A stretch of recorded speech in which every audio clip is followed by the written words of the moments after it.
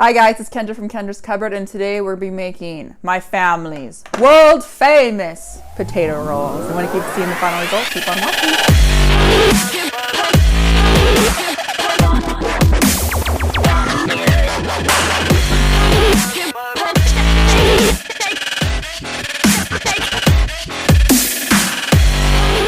This recipe is going to take about 3.5 hours, so plan some time ahead, and I'm gonna give you lots of tips and tricks on how to make it awesome and fail proof. So first thing we need to do is preheat our oven to 400.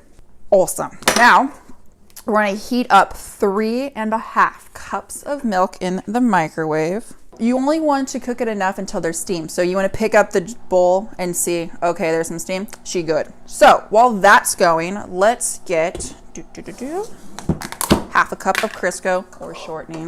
We're gonna add 1.5 cups of instant mashed potatoes because the base of this dough for these rolls is mashed potatoes. So we're gonna do 1.5 cups. If you want to go crazy and get some seasoning ones, like I know there's like instant like garlic and herbs or whatever, it'd be awesome to add too. Next we need 1/2 cup. Next we need 1/2 cup of sugar. And then 2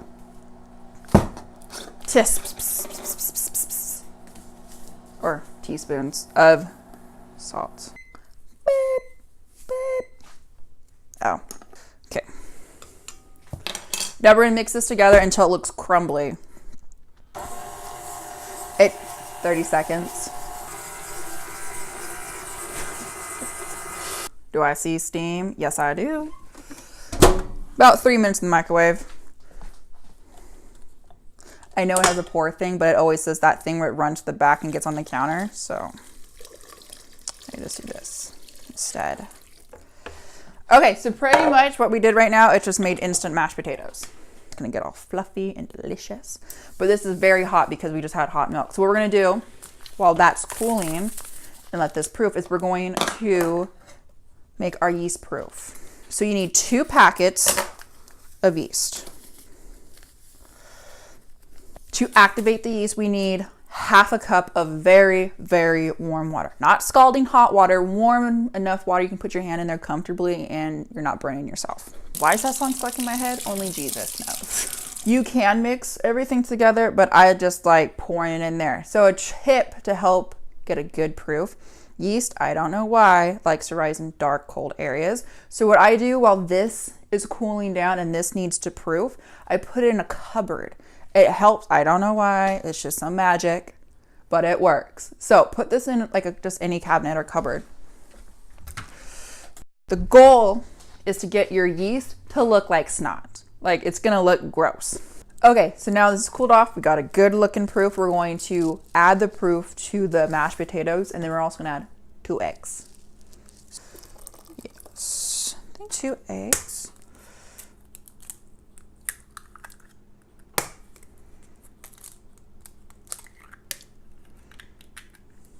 So for this part, I can't give you an actual number of how much cups of flour you're gonna need. It ranges from 4 to 7. You just have some good days, you have some bad days. So what I do recommend is we do 1 cup at a time to watch it get blended. So let's do 1 cup. Low and slow, or you don't want 2. Cup number 3.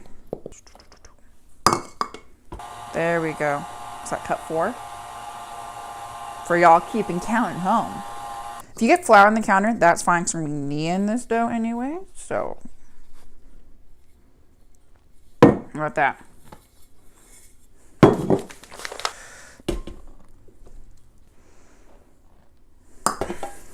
Dump her out. All of her. I'm glad I'm showing you guys a 7-cup batch because there are sometimes, like I said before, where this does look like I've messed up. You did not mess up. Take some more flour. Sprinkle her on top. Push it down just a little bit inside. So it's gonna help. And then flip her out. Oh yeah, no. This dough is gonna be awesome. So what I like to do is I like to bring more flour in and push. So you're gonna all the flour on the counter, we're gonna add into this dough. So you still see some more flour. Put some there, and then I'll just sprinkle a little bit on top to get her pushed in and good. Working our way around. See, this is gonna be an awesome dough. And we just work her around. She'll pick up all this flour. Oh yeah, no, this is great. Okay, so when the dough starts getting tacky and kind of sticky again, stop after all the flour is gone. Let's wash our hands. Look at me, look at you, look at me, look at you, look at me, looking at you. Okay, this part is crucial, very crucial. You want to get a clean bowl. We're going to put the dough back in, but we're going to add oil to the bowl. Now, when I say oil, I mean literally the tiniest amount. So got yourself the cap for your oil. I want you to fill it up just halfway. Just halfway. Pour her in. You're going to take your dough. Ooh, she's going to be a good dough. And you drop her in, but you're going to kind of flip her around so everything gets evenly coated in the oil. I think I need, yeah, there we go. Everything gets evenly coated in the oil. If you put too much oil in, then there's going to be an oil ring and it weighs down the bread and it won't rise as much. And you need a good rise to your bread. Is so crucial. I cannot express, look at you, how important it is to have a good rise, and you don't want the oil to weigh it down. So put your dough back in. It's all covered in the oil. Get a clean towel. Put her over. And remember how we preheated our oven? So proof needs a cold, dark place. Where you want this to rise, it needs to be in a warm area. So what I like to do is put this on top of my stove because the stove is warm.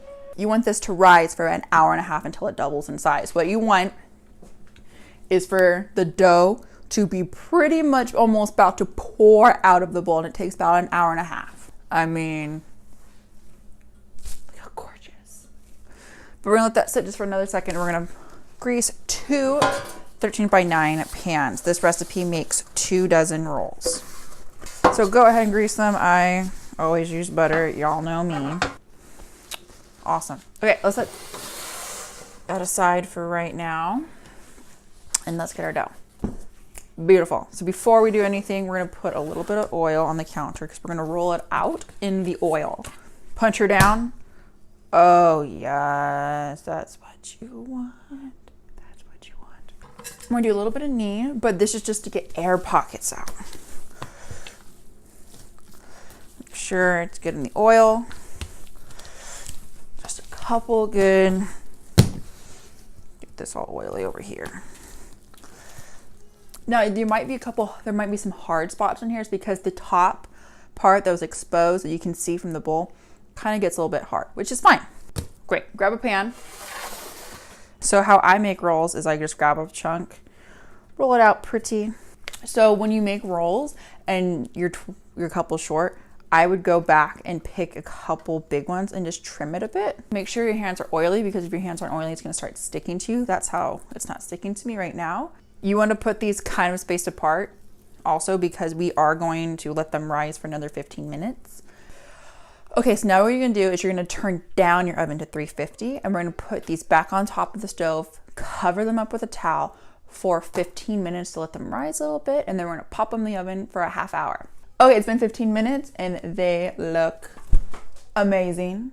Let's pop them in the oven for about a half hour, but I recommend looking around the 25-minute mark because they could be golden brown by then. 3, 2,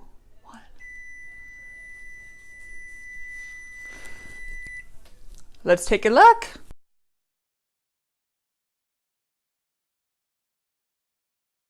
So now we're gonna get the out of the pans onto some cooling racks and then put butter on them. Oh, I love that. Woo, woo, woo, girl, get back on. Don't get rid of these yet.